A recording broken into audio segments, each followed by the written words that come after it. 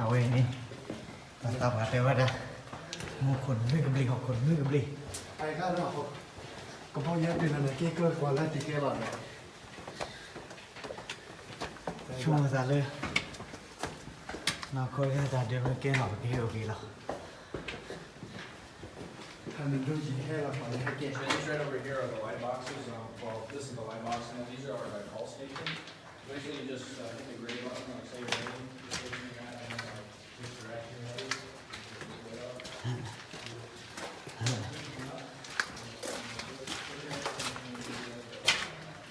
เว้ยมือแบบว่าเป็นมันเลื่อนนี่แบบเคฟก่อนเดินไปให้ทำอ่ะเอาไว้เอาไปบ้างมาหรอขี้ร้าบุญเสื้อชี้เหี้ยบ้าหรอ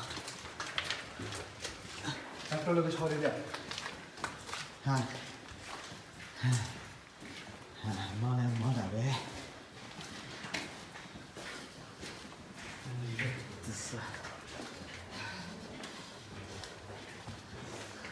แต่กลุ่มแรกกับกลุ่มให้พี่ในกลุ่มแค่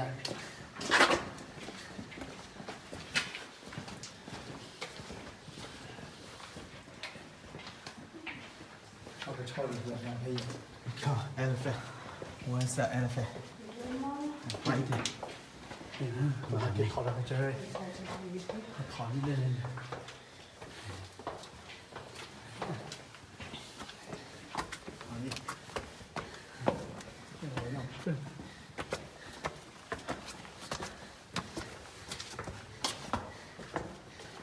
تدري الفريق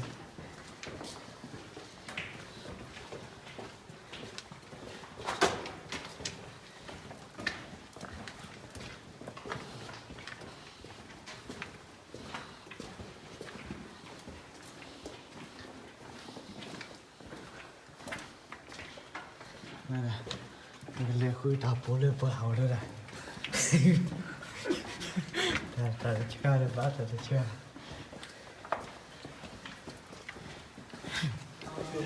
We are actually about 225 feet underground right now, so that's how far down we've come. Now, if you look up at the ceiling, you'll see examples of pretty much every different type of stalactite that I've gone over today. First of all, if you look right up here, you'll see that group of soda straw stalactites. Remember I mentioned these back in the chapel? They do range somewhere between 1,000 to 5,000 years old down here in this room. And if people closer to you, we do have some over here as well. We also have some ribbon stalactites throughout this chamber.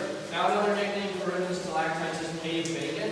The reason for that is if you look over here at this, we get floods about once or twice a year on average here in the cave. Now it usually only fills up the bottom 2 rooms of the cave down here. So during those floods we actually would still run tours. We just bring them down to the end of the Grand Canyon usually and then turn them around. Now a decade ago, back in the summer of 2008, we actually got one of our worst floods in recent memory. It actually filled our cave up.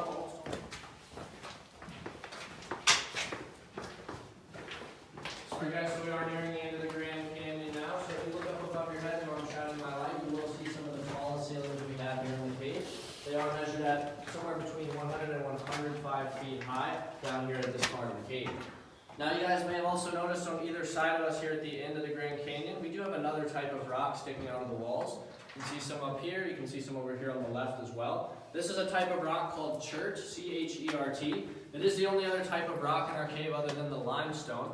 Now it is a very, very hard rock compared to limestone, so as that water came through here and carved our cave out, this chert was actually left sticking out of the wall pretty far. So as those original explorers came through, they used sledgehammers to clear a lot of this out, and of course that's where you go in the Ordovician.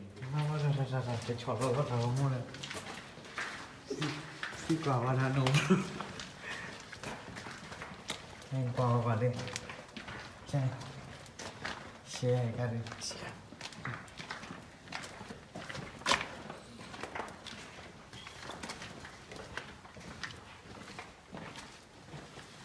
ta cầm bự bè thỏ hai hoa này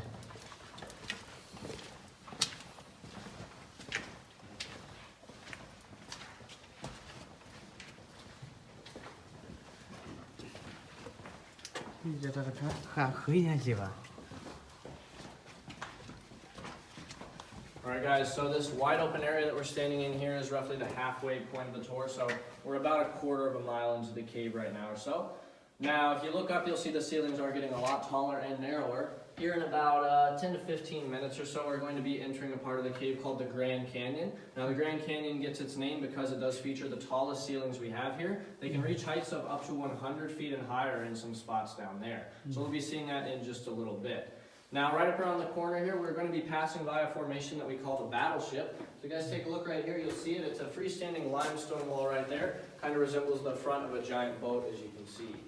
So that is our Battleship, or the Titanic is the other name for it.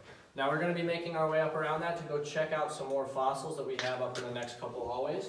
We have some algae fossils called Fischerite that we're going to check out, and the Cephalopod as well, which was a squid-like creature. So we'll head up around the Battleship now to go and check out these fossils. Cái này kia mà người ta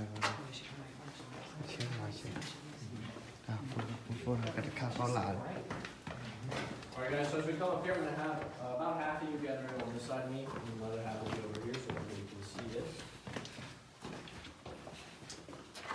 Alright guys, so right here next to me, I'm standing next to the Fischerite, that algae fossil that I was talking about. You can see it does kind of look like a snake or a worm, but it was an aquatic algae. It was very similar in structure to modern day lily pads. So it had kind of a round flat top that floated near the surface of that water. You're actually looking at that round flat top right here, but you are looking at a cross section of it. So basically as that water came through here and washed away all of this limestone, it took parts of these fossils with it, which leaves kind of the cross section that you're looking at here. Now as we come through the next hallway, you're going to see about 50 more of these. They did grow in large groups, so we have quite a lot of them right here. I'll point a couple of them out here and there, and I am going to be pointing out a top view of the Fischerite as well, so you'll get a better idea of that kind of round flat shape that they had. So we'll get up to the front here quick, and I'll point out some of these Fischerite fossils throughout this hallway. Some of the first ones we have are up here on the right-hand side. You can see two of them right there.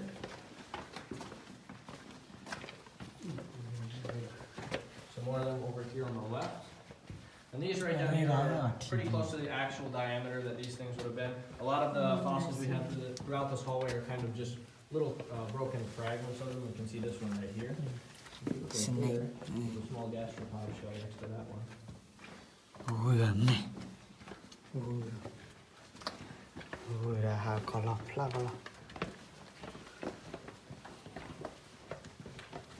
Alright guys, now there on the right, you're actually passing by the top view of the Fischerite.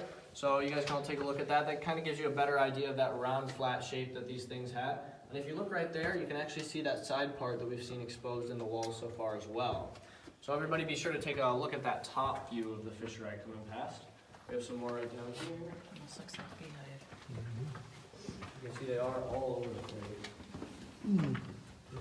Pretty big one. Now coming up here guys, we're going to be passing by the Cephalopod, the squid-like creature I mentioned before. Now the Cephalopod was an ancestor to modern day squids. They could reach lengths of up to 12 feet in some cases. Now the one we have is right up here. We don't have too much of it still preserved in the rock. We're actually just going to be seeing the very tip of its cone-shaped head. So the rest of its body would have been coming out of the wall towards me, with its tentacles kind of back behind my head. But of course all that was washed away by that water that came through here. Now it's kind of dimly lit over here, so I'm going to pass a small flashlight back through the line so that everybody can get a look at our Cephalopod fossil. You can kind of see down inside of it. And then of course once this flashlight reaches the back, I'll actually just have Garrett hold on to it back there. So there's that small flashlight. Onion's bed. This is just a result of course a time period when that water was flowing a lot faster through here, and it removed a lot more of that limestone from the wall. So as you come to the next couple of hallways, you will see other formations like that as kind of evidence to that water having flowed through here at one point in time. Also, if you look up above Paul Bunyan's bed, you will see two more of our gastropods right up there. So keep an eye out for some more formations that kind of resemble Paul Bunyan's bed throughout these next few hallways.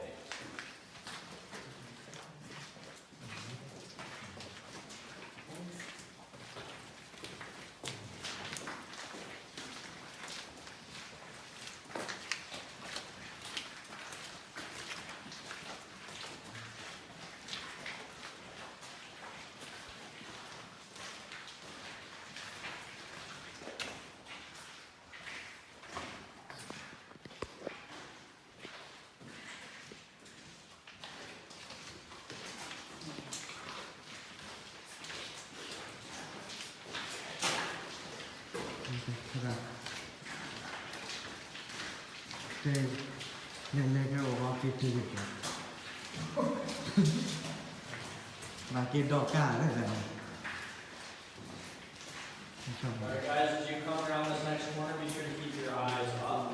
You're actually going to be seeing the tallest stalactite structure in the cave. Right up here.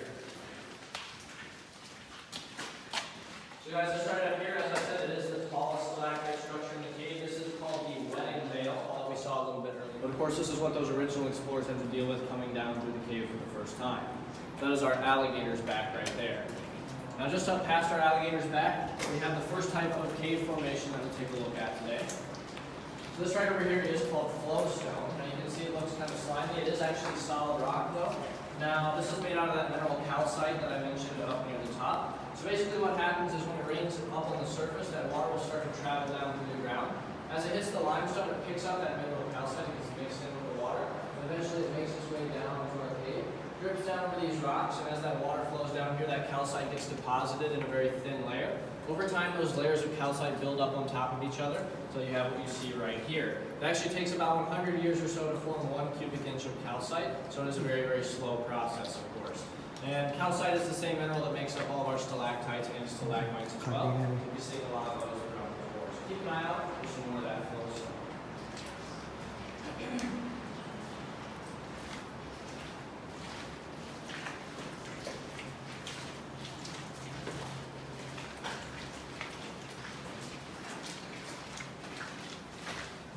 Now we are going to be seeing a couple different types of fossils on the tour today as well. We have 4 different types that I'll be pointing out. The first of these is actually right up here in the corner where I'm shining my light.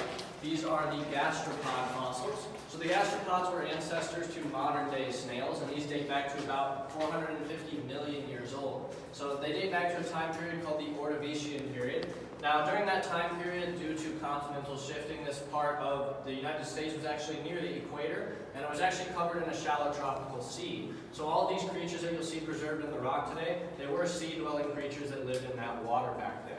So again, those are the gastropods. Now all of our limestone here was deposited roughly around the same time period, so all the rocks around you are once again about 450 million years old or so. So guys, we're going to head up around the corner now and go check out the wedding chapel.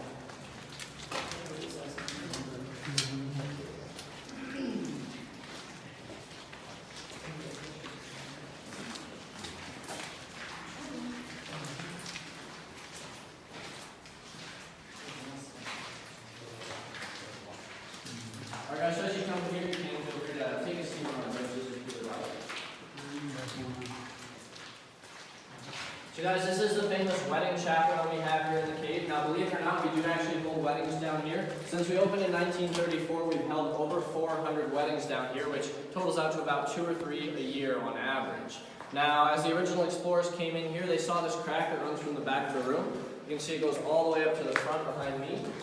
Now they saw that and it reminded them of the peak ceiling of some churches around the area, so that's how they got the idea for the wedding chapel. Now, back in 1934, this is actually the furthest that the cave tour came. The next hallway down here was actually filled with a lot of mud and silt, which they ended up clearing out the following year in 1935. They managed to extend the cave tour by quite a lot. But this is where it ended back in 1934.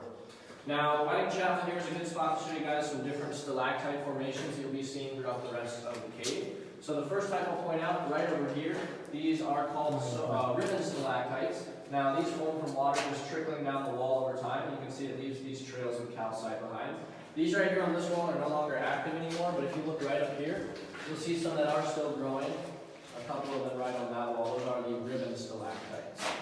The second type we have are called Drapery Stalactites. You'll see those right up above me right here. So they kind of hang over the edge of those rocks, and they almost resemble curtains in a way, so that's how they get their name, the Drapery Stalactites. We don't have too many of these in the cave, but we will see some smaller ones once we reach the last room. Now, the third type is actually the most common type found here in the cave. If you look in the back here underneath this overhang, right under there you'll see these bumps that have started forming on the ceiling. Now these right here are the beginnings to what we call soda straw stalactites. And they get that name because as they continue to grow out, they get these stalactite structures. So these started growing just a little bit before the cave was open.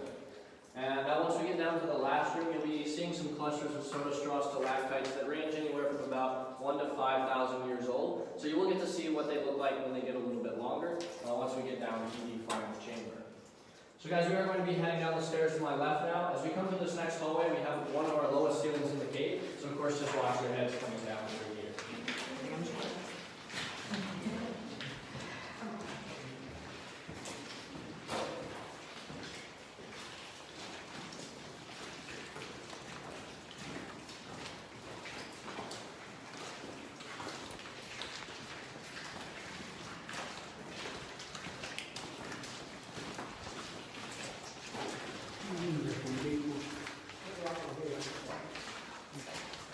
Alright guys, so the hallway that we're standing in right here is called the College of Decora for further study.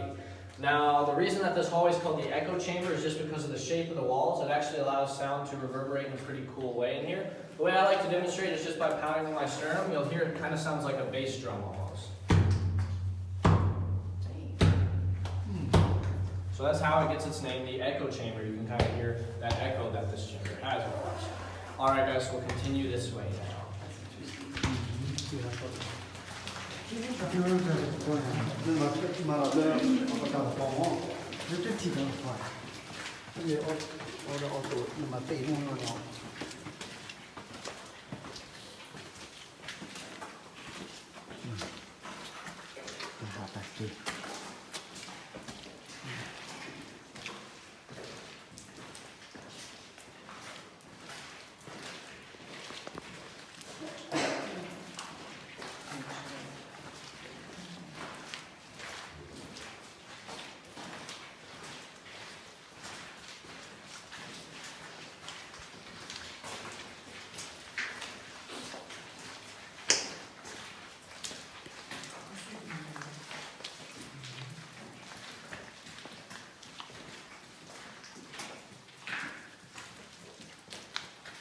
Alright guys, so for some history on how the cave itself was formed, remember just a little bit ago I mentioned that the rocks around here are about 450 million years old or so. However, the cave that we're walking through is only about 500,000 years old. It actually dates back to the end of the last ice age. So basically there was a lot of glaciers surrounding the area. As those glaciers began to melt, all that water ran down into the ground and created a lot of underground rivers that used to flow through the area.